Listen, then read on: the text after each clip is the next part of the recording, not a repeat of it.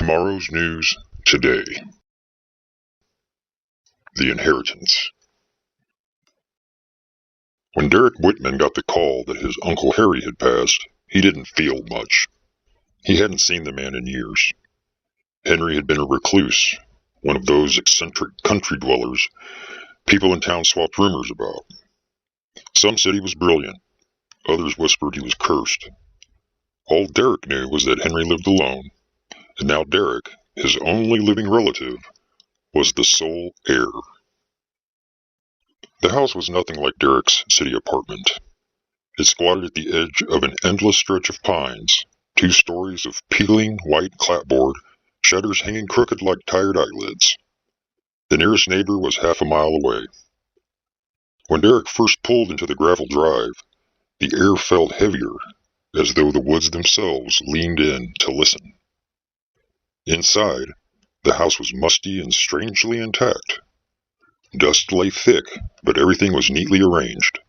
Books shelved in precise order, old clocks ticking in eerie unison. The chair pulled up by the cold fireplace as though Henry had just risen from it. The lawyer mentioned a few quirks that came with the estate. Derek assumed he meant the plumbing or the roof. He didn't ask. He just signed the papers. The paper. On the very first morning, Derek heard the dull thud of something landing on the porch. When he opened the door, there it was, a newspaper, folded crisp, the ink still smelling fresh. He frowned. His uncle had been dead for weeks. Who would still be delivering to a house in the woods?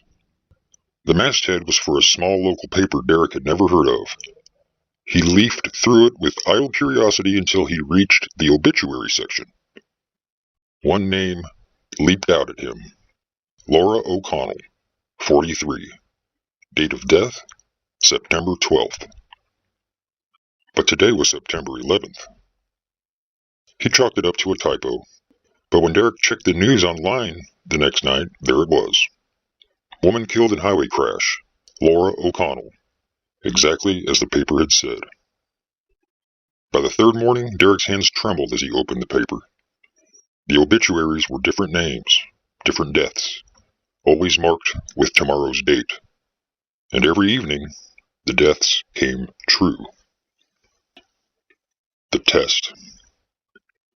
At first, Derek tried to fight it. He told himself he'd call the police, show them the papers. But each time he tried, the newspapers vanished. The copy on his counter, the stack he'd saved under his bed, they were simply gone. It was as if the paper only existed for him. He tested it another way. When a man named Richard Bell appeared, Derek tracked him down.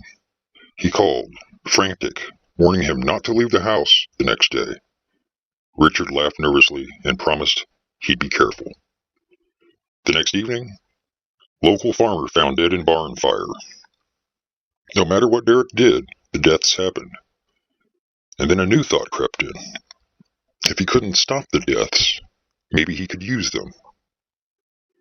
Exploitation. The first profit was small. A local businessman's name appeared in the paper. Derek checked the man's company stock, and when he died the next day, the shares dipped. Derek had bet against them and doubled his money. It was intoxicating. The next obituary was a woman known for her antique collection. Derek drove to her estate sale the morning after her death and walked away with heirlooms worth thousands, bought for loose change. He became sharper, colder. He started reading not just for names, but for opportunities. Every obituary was a map to tomorrow's grief and tomorrow's gain.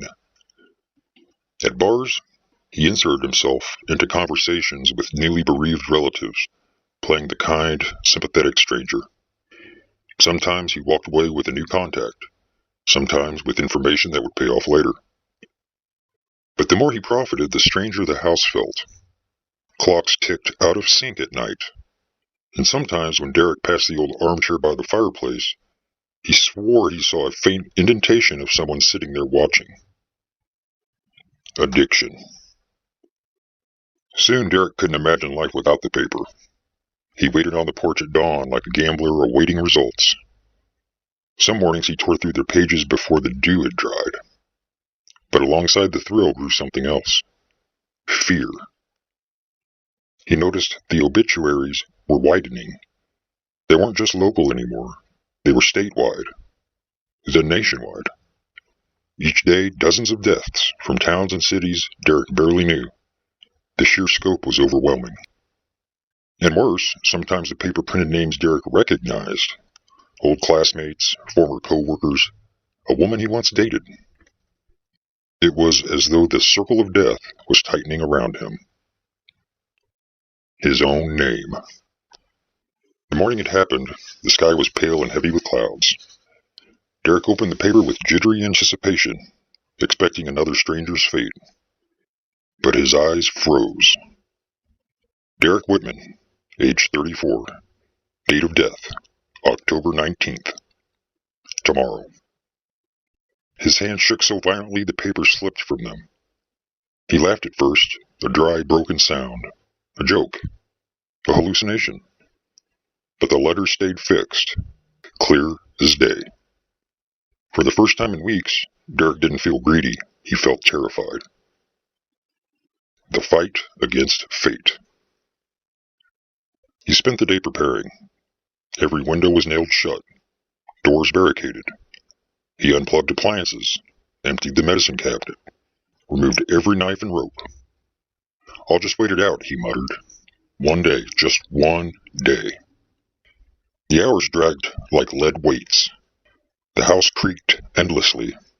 Shadows moved across the walls as if with intention. At one point, Derek swore he heard whispering from the old armchair, but when he turned, it was empty. By nightfall, his nerves were threadbare. Midnight came and passed, and Derek was still alive. Relief crashed over him. He had done it. Outsmarted the curse. The paper was wrong. He collapsed into laughter, hysterical and wild. I won! Do you hear me? I beat you! Then came the sound. A soft thud against the porch. The twist. Heart hammering, Derek staggered to the door. There lay the newspaper, glistening with fresh ink. He snatched it up with trembling hands and turned straight to the obituaries. There was only one listing. Derek Whitman, age 34. Date of death, October 18th. Yesterday. The paper fluttered from his hands. His chest constricted. Breath stopped.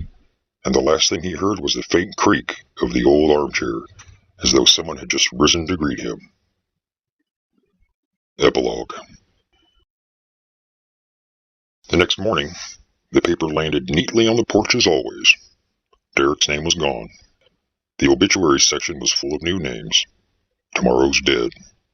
And inside the house, the armchair by the fireplace now held a fresh indentation, slightly larger than before, its unseen occupant patiently waiting for the next Whitman, or whoever the house chose to inherit.